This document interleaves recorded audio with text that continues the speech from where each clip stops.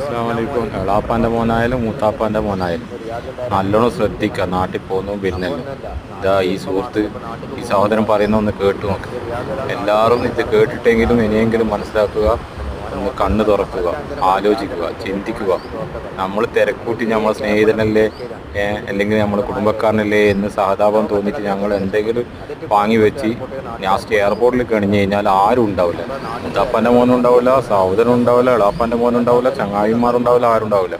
നമ്മളെയും കൂട്ടിയിട്ട് അവരങ്ങ് പോകും ജയിലിൽ.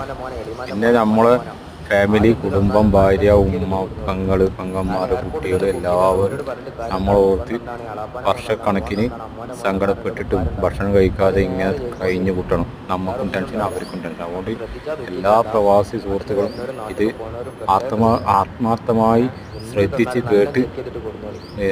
കേട്ട് ആ രീതിയിൽ എല്ലാവരും നീങ്ങുക. എല്ലാവർക്കും നല്ലത് കേട്ടെ. അസ്സലാമു അലൈക്കും.